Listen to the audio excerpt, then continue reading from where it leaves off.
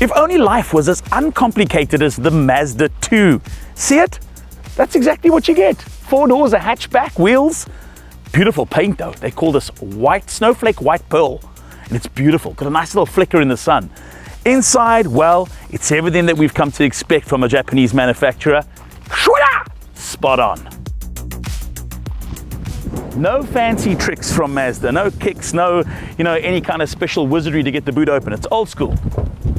Lift it up, fairly light. What do you get? Well, a couple of bags will fit in there. Is it as massive as you'd expect from a hatchback? Well, no, they'd rather make the experience of driving in the back of this a lot more, spacious and comfortable.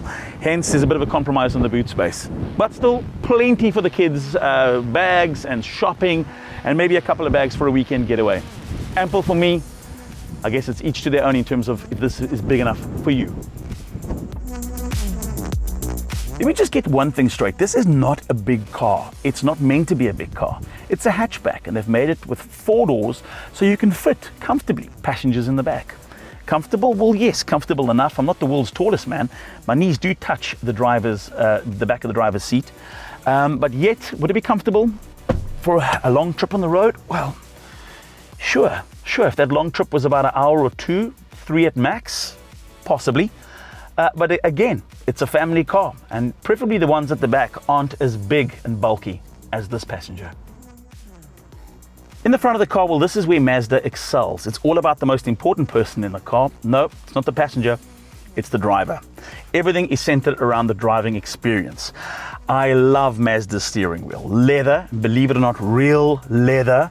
For a car that starts at 280-odd thousand, this is the range-topping version of the Mazda 2. It comes in at a couple of, let's not say a couple of thousand, a chunk below 400,000. And what does that money buy you? Well, it buys you a pretty nicely spec'd car.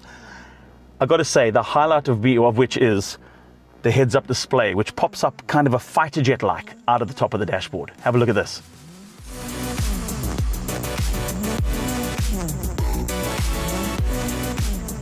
Inside, a hell of a place to be, really. Everything that Mazda does well is just kind of have the basic system not too far from the driver's reach. Everything falls just within grabbing distance, whether it's the climate control, whether it's the automatic transmission, or whether it's the entertainment system, which on this is not touchscreen. And when you get used to driving cars that have a touchscreen infotainment system, it kind of makes it hard when you're touching the screen and nothing's happening. Come on, Mazda, do it. Play the next song, do the thing. And it's going, no. Yeah, right down here where your hand drops, this is where you control all that kind of stuff from, right here. But again, all around the driver, nicely placed. The instrument cluster is not a cluster. It's a real simple space to look at. And that's what you want when you're driving this car. You don't want to have to work out $1 million. You want to know that your economy is at 6.4, which is currently what I'm getting in this Mazda 2 per 100. And all the basic information is there, how hot it is outside, what revs I'm doing, what speed I'm doing, and I've got enough petrol to go where it is I need to be. Okay, confession! For some or other reason, my fat fingers wasn't making the screen work. It seems to be touchscreen. Apologies, Mazda. Things are working well with my touchscreen infotainment system.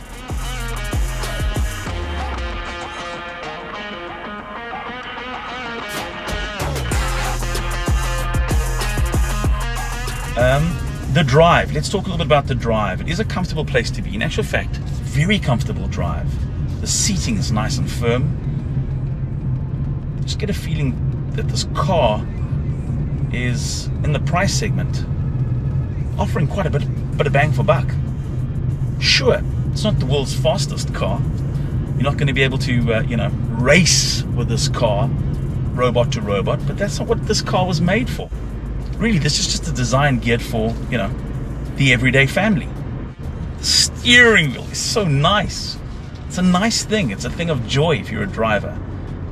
Can't stress how important it is to get the steering wheel right. It's in your hands for a long period of time sometimes, and you want to feel comfortable holding it. Fuel economy is just ridiculously good in this car. Averaging at the moment 6.7 liters per 100. Means it should at least get me from Cape Town to Bloemfontein without having to stop. I'm joking.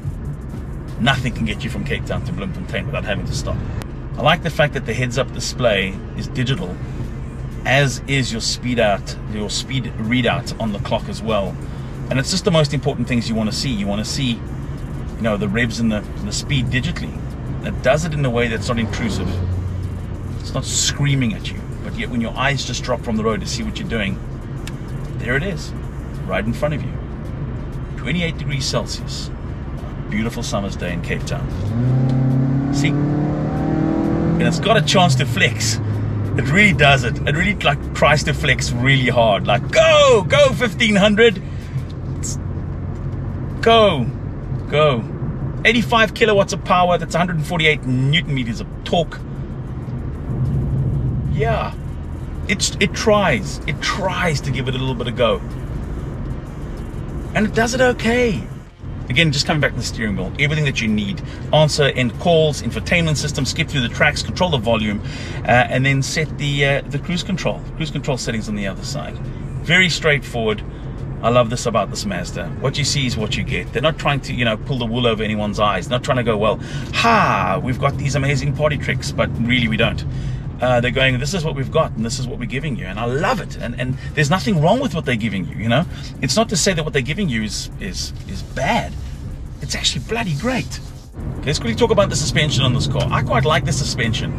It's not overly bouncy and springy. It rides really well over bumps, over, you know, untarred surfaces. Comfortable feeling, kind of a comforted feeling that you don't, you know. It's not jarring. It's not going to jar your hands or your bum when you get to where you're going. You get out the car and you know, you just sit in a packet of ice for the rest of the day because it's hurt your bum. No, very comfortable. Like the fake carbon fiber stuff around it. It's got this like faux carbon fiber inlays, but they work on this car. Very quiet inside this cabin as well, I must say. No little rattles or clinks.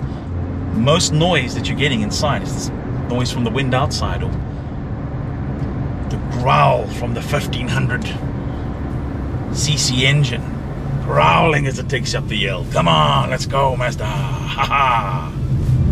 Well done, Mazda. Great car. I like it.